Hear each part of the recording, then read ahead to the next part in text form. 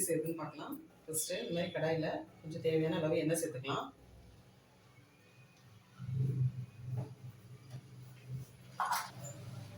எண்ணெய் லைட்டாக காய்ச்சதும் ஒரு 10-15 மினிட் பூண்டை வந்து நல்லா தட்டிட்டு வச்சுருக்கேன். இதை இப்போ சேர்த்துக்கலாம்.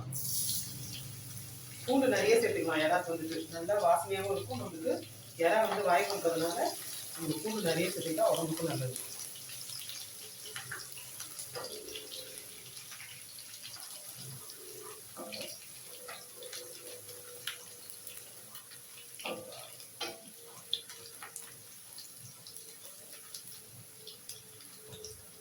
இப்போ இதில் வந்துட்டு மீடியம் சைஸ் வெங்காயம் வந்துட்டு 3 வெங்காயம் எடுத்து வச்சுருக்கேன். இப்போ இதை சேர்த்துக்கலாம். இதையே சேர்த்துட்டு வெங்காயம் நல்லா வதங்கட்டும். இப்போ நல்லா பச்சை கருவேப்பிலையை வந்துட்டு இதில் நல்லா உப்பு போட்டுக்கலாம்.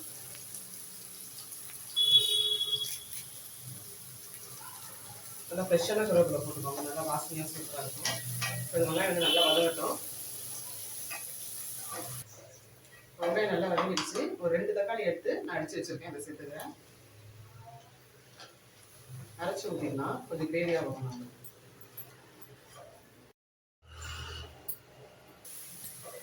தக்காளி நல்லா வதங்கிடுச்சு பாருங்க. எண்ணெய் திரிஞ்சு வருது. இப்போ வந்து இஞ்சி பூண்டு பேஸ்ட் வந்து சேர்த்துக்கலாம். ஒரு 2 ஸ்பூன் சேர்த்துக்கிறேன். 1 கிலோ இறால் செய்ய போகிறேன். அதனால 2 ஸ்பூன் சேர்த்துக்கிறேன். இது பச்சை வாசனை போகிற அளவுக்கு நல்லா வதக்கி விட்டுருங்க. இஞ்சி பூண்டு பேஸ்ட்டு நல்லா மசாலா எல்லாமே நல்லா வதங்கிட்டு இறா சேர்த்துக்கலாம். 1 கிலோ அதை வந்துட்டு இறா எடுத்துருக்கேன். நல்லா க்ளீன் பண்ணி வச்சுருக்கேன். அதை சேர்த்துக்கலாம்.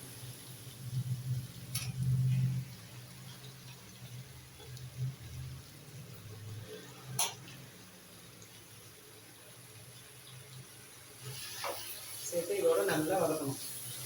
நல்லா சொருளாக வதக்கணும். இறா அப்படியே சுருண்டு வரணும் இல்லையா, அந்த மாதிரி நல்லா இதுலேயே ஃபஸ்ட்டு நல்லா வதக்கிக்கிறேன். பாருங்க, இது வதக்க நம்மளுக்கு இறா நல்லா சுருண்டுடுச்சு. ஆனால் இறாலேருந்து தண்ணி விட்டு வருது பாருங்க. இந்த மாதிரி தண்ணி விட்டு வரும். இது நல்லா சுண்டியாக அந்த தண்ணி வந்து நல்லா சுண்டி வரணும். அந்த அளவுக்கு நல்லா வதக்கி எடுத்துக்கோங்க. அந்த தண்ணியெல்லாம் சுண்டி நம்மளுக்கு எண்ணெய் பிரிஞ்சு வச்சுருக்காங்க. இந்த ஸ்டேஜில் நம்ம மசாலாலாம் ஆட் பண்ணிக்கலாம். கொஞ்சம் மஞ்சள்தூள்,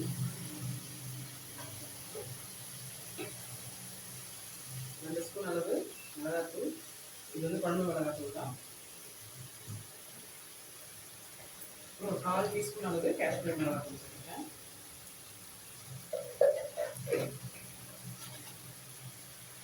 அப்புறம் இது தேவையான அளவு சேர்த்து நல்லா வதக்குதுங்க. எண்ணெயிலே நல்லா வதக்குங்க.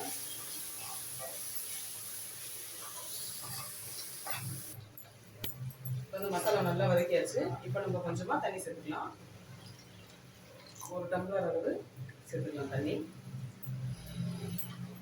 சேர்த்து நல்லா கலந்துருக்கும். உங்களுக்கு வந்து நல்லா கிரேவி வேணும்னா வெங்காயம் தக்காளி வந்து எக்ஸ்ட்ரா போட்டுக்கோங்க. போட்டோம்னா உங்களுக்கு வந்துட்டு நல்ல தொக்கு நிறைய கிடைக்கும்.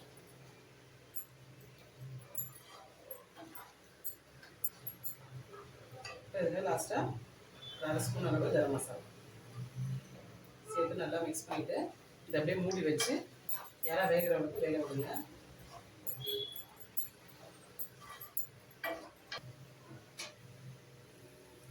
பாருங்க, இறா நல்லா வெந்துருச்சு. நம்ம எண்ணெய் தெரிஞ்சு நல்லா சூப்பராக இருக்கு பாருங்க கிரேவி. இதே கொஞ்சமாக நல்லா கொத்தமல்லி தூவிக்கலாம். நல்லா வாசனையாக இருக்கும். இந்த மாதிரி பார்த்தீங்கன்னா இது வந்து இட்லி, தோசைக்கு, மெயினாக சப்பாத்தி, சாதத்தோட கூட இதை செஞ்சு சாப்பிடணும். சூப்பராக இருக்கும். அப்புறம் நம்மளுக்கு சூப்பரான இறா தொக்கு வந்து ரெடி ஆகிடுச்சு. இந்த வீடியோ உங்களுக்கு பிடிச்சிருந்தா லைக் பண்ணுங்கள், ஷேர் பண்ணுங்கள். மறக்காமல் தஞ்சை கிச்சன் கலாட்டாவுக்கு சப்ஸ்கிரைப் பண்ணாதவங்க சப்ஸ்கிரைப் பண்ணுங்கள். தேங்க்யூ.